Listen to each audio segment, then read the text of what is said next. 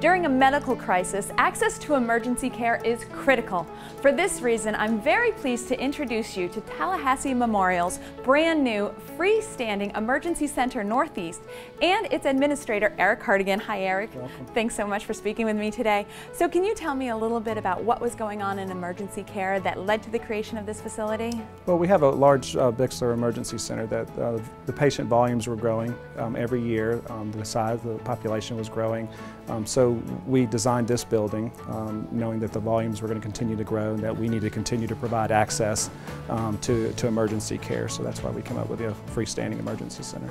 So we're on the corner of Thomasville Road and I-10. Why this location? Well, a lot of the population is growing to the north. It also, with the interstate being involved, we know it improved access and quicker access to care. Instead now of having to go to the Bixler Trauma or Emergency Center, now you have the opportunity to either go there for the more critical, or you can come to this facility.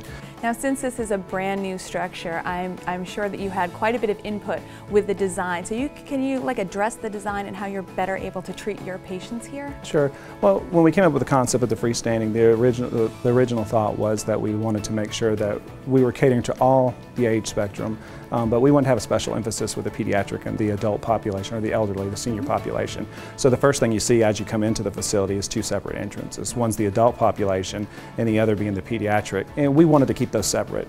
We wanted kids to feel like they were in an environment that was playful and wasn't as intimidating.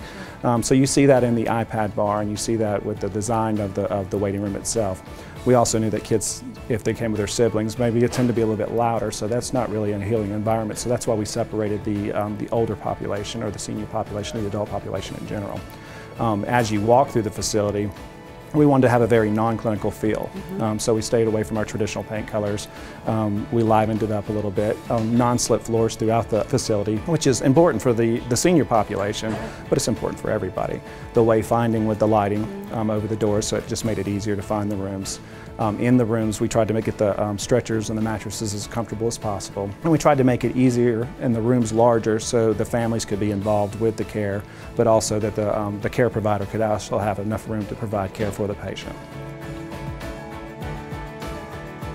The emergencies that we're going to be able to treat here, all forms of the pediatric and the geriatric emergencies, so emergencies you'd encounter with children, broken arms, broken legs, fevers, other illnesses, and then in the other varied age groups, everything from abdominal pains to chest pains. The specific populations we're not going to treat here would be our trauma victims. Those will get taken directly to the trauma center. And if you're identified as having a stroke before you get here, then you'll get taken to the stroke center, which is also at the main campus.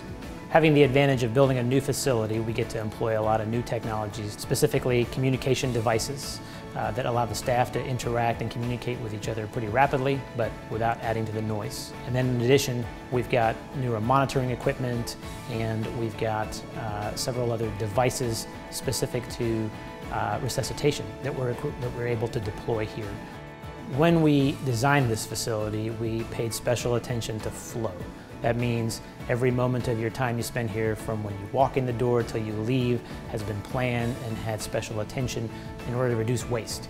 Our goal is to get you in and out as fast as possible and as comfortably as possible. And so a lot of the processes that we designed behind the scenes that you may not notice as a patient here have been tailored to get you through very quickly.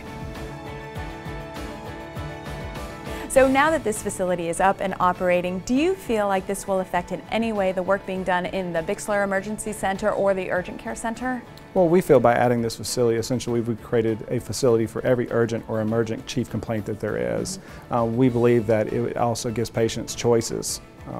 Because we are adding this third facility, we believe that it will ease access to care, and it will actually, between all three facilities, will help things move efficiently and more safely. So. Okay, so last question, I promise. As the administrator, what are you most excited about for this new emergency center? Well, I'm very excited the fact that we built something that's very non-clinical feel when you come in. So from the time you enter the door, that patients are just really at ease just by being in this environment. It doesn't have that normal clinical feel to it. So that's probably what I'm most excited about. All right, great. Thank you so much for your time. Back to work for you. All right, thanks. If you'd like to learn more about your emergency care options, you can visit tmh.org.